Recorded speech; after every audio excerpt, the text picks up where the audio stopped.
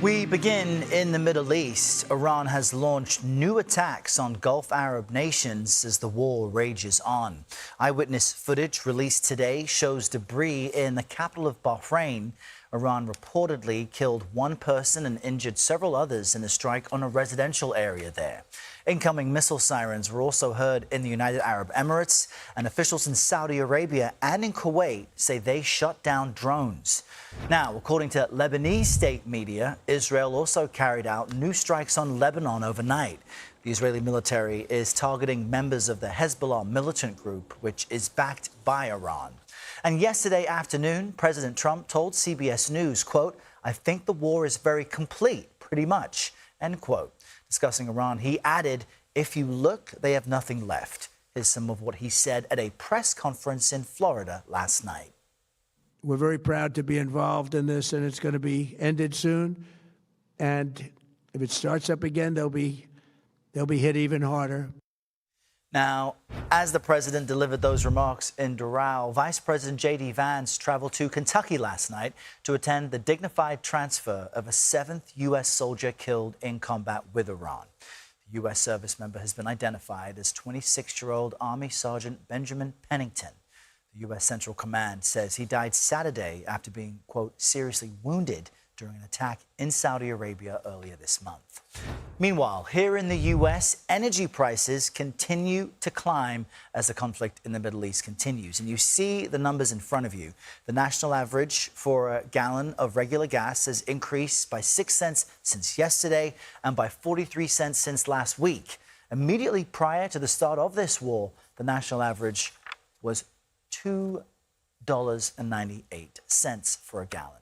All right, and we've got team coverage on all of this for you this morning. Ramy and Inocencio is in our London bureau, but let's begin with CBS News correspondent Natalie Brand standing by at the White House. Good morning, Natalie. What else are we learning from the president and his intentions when it comes to this war with Iran and a potential end game? Yeah, good morning to you, Errol. In that news conference Monday evening, President Trump called the war, quote, a little excursion and said he thinks, as you heard, that it's going to be finished quickly. That's similar to what he told CBS News' Weijia Zhang, that he thinks it's, pretty much complete, that Iran has nothing left in a military sense. He also told Weijia that wrapping up would be in his mind and nobody else's. Important to note that earlier he told the Times of Israel, he indicated that Israeli Prime Minister Benjamin Netanyahu would have some input, but it would be his final say. Now, Defense Secretary Pete Hegseth told CBS News' 60 Minutes that the mission, the operation is on track, but he's also said in recent days that the U.S. is just getting started. So the president was asked about that mixed messaging while on his way home from Florida last night. Here's what he said. Mr. President, you've said the war is, quote, very complete, but your defense secretary says this is just the beginning. So which is it, and how long should Americans be prepared Well, I think you could say it both. It's the beginning. It's the beginning of building a new country, but they have no Navy, they have no Air Force, they have no anti-aircraft equipment. It's all been blown up. They have no radar, they have no telecommunications, and they have no leadership. It's all gone. Now, in new comments last night, the president also said he's disappointed with the selection of the son of the slain Ayatollah Khamenei as the successor, telling CBS that he has someone else in mind. Weijia asked if he's been in touch with that person, and he said he didn't want to talk about that, didn't want to say, but, quote, yeah, I do. Now, as far as this conflict's impact on gas prices and the Strait of Hormuz, that key waterway in the region that's so important for commerce, it's been severely disrupted with traffic there really ground to a halt. The president told CBS News that he's thinking about taking it over. And on social media, he said if Iran does anything that stops the flow of oil within the strait, they will be hit by the United States 20 times harder. Now, Iran, for its part, has threatened to block oil until the attacks end, Errol. All right, Natalie Brand with the headlines for us out of the White House. Natalie, thanks. Let's jump to CBS News foreign correspondent Ramy Inocencio, standing by in our London newsroom. Ramy, good morning. So we're hearing President Trump in many different ways hint that this war could be over soon, but Does that appear to be the case in the region this morning? Well, we're seeing a mix of reactions to what President Trump said there. From Iran, Errol, there's defiance, and the IRGC, the Iran Revolutionary Guard Corps, saying that Iran will be the one itself to determine when this war ends. And then from Iran's neighbors, there is that hope, of course, that it ends soon, with oil sites, gas sites, and ports getting hit by those Iranian drones and those Iranian missiles. And then this morning, Dubai, Bahrain, Saudi Arabia, as well as Kuwait, on alert for either Iranian missiles coming in or them saying that they shot down more drones. And then, of course, we have to look at Israel. There had been reports of the start of discussions early this week for an off-ramp, but Prime Minister Netanyahu has since said that its strikes are not done yet. And President Trump says he's still keeping options open. Here he is.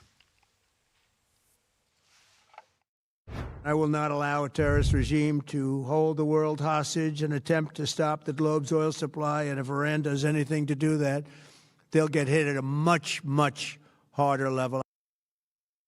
Yeah, and 20 times harder is what he said if Iran kept blocking the Strait of Hormuz there, which normally carries 20% of the world's seaborne oil. Right now, I'm looking at the price of Brent crude, which is the international benchmark. It's now just under $92 a barrel, so that's down from a little over 100 yesterday and as much as 120 the day before. But optimism there off of Trump's words about ending this war soon. But again, all in all, mixed messaging. And we know, Errol, that there could be more whipsaw if President Trump said something else.